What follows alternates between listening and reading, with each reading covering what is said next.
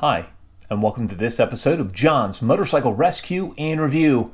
Alright guys, this past weekend I was able to attend another awesome classic motorcycle show.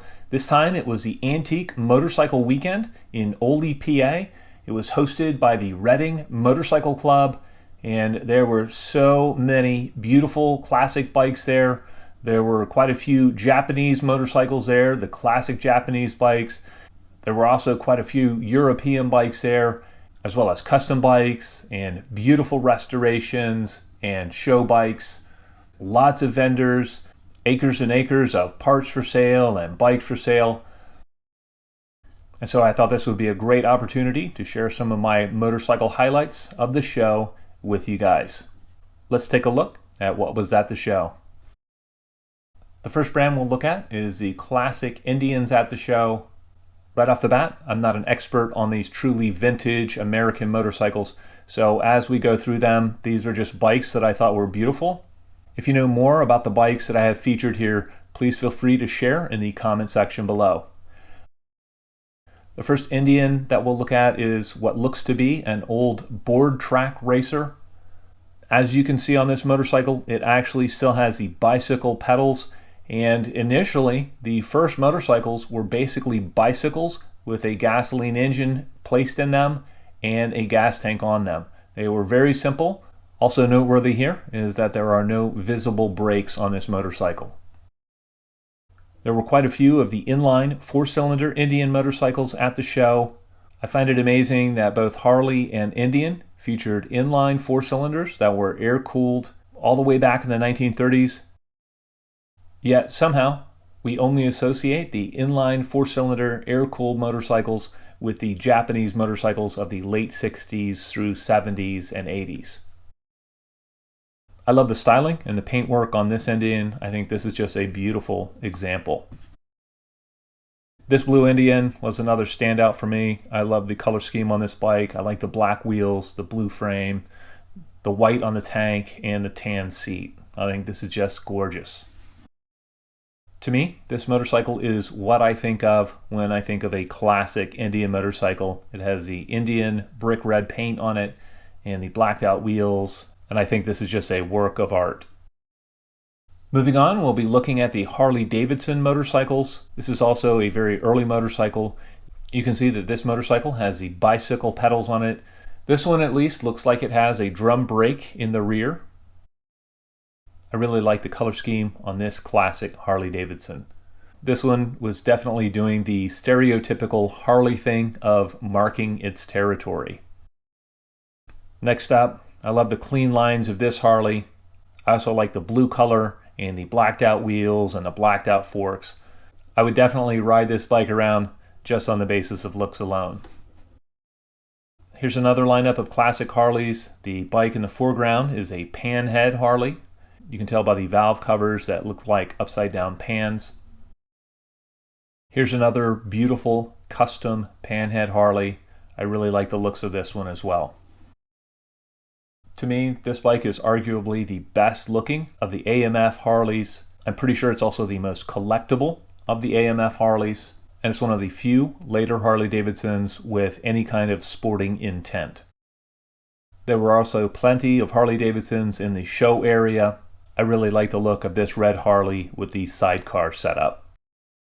Moving into the British bikes, the first bike we'll look at here is a 500cc Vincent that was at the show. I was able to talk to the owner of this bike and get a very nice history lesson on the HRD and Vincent motorcycles.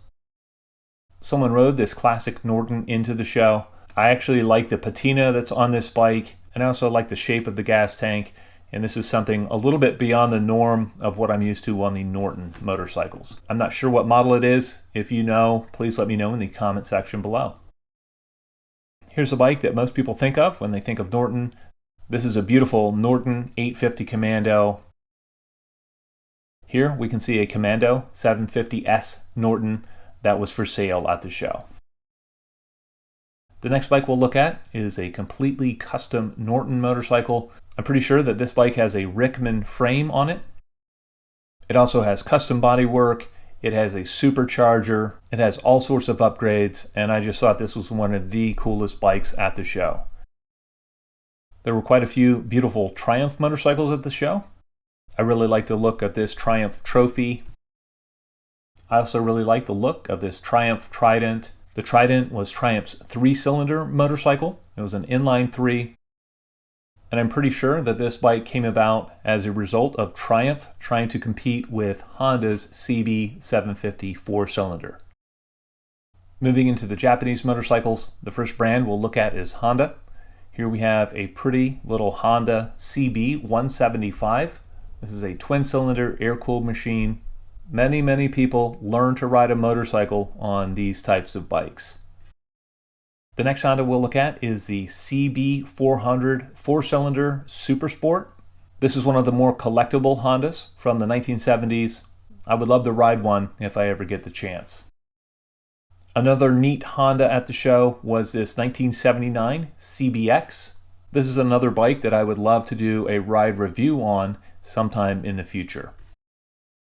The final Honda we'll look at is this gorgeous 1000 Interceptor. This was such a nice low mileage example. I have ridden one of these in the past and they are just a joy to ride. It has that very smooth, very torquey V4 motor in it. It has plenty of power. It has a comfortable seating position. It handles easily, and these are just a fantastic bike and one that I would really consider owning if I can find a nice one at the right price. Continuing on with the red, white, and blue theme, here's a nice little Ninja 600R from the 80s. It was really neat to see this bike at the show in such nice condition. Most of these bikes were ridden hard and put away wet, and they just didn't last that long. They were typically owned by kids, and kids aren't known for maintaining their bikes very well. My friend Mike rode his 3,000-mile Seika 650 to the show. These are such cool bikes. They are one-year only bikes in the US, although they were much more popular in Europe. There were also several two-stroke Japanese motorcycles at the show. Here are a couple of Suzukis. There was also this nice-looking Yamaha R5 at the show, and that's the predecessor of the RD350 that Yamaha produced later. There were also some cool vintage European bikes at the show, including some older Moto Guzzis and some BMWs and some Ducatis. I really like the look of this Moto Guzzi V50. I just think it's a cool looking little bike. I also love the look of the Ducati 900 Super Sport of the 90s. I think these are just beautiful bikes. Well, I'd love to know what you guys think. If any of you were at the show, please let me know what your highlights were and what you thought of it. It was a beautiful day on Friday when I attended. There were just so many cool motorcycles and parts, and I got to meet quite a few nice people at the show, and I learned a few things in the process. As always, I hope you found this video entertaining and informative, and until next time, enjoy the ride.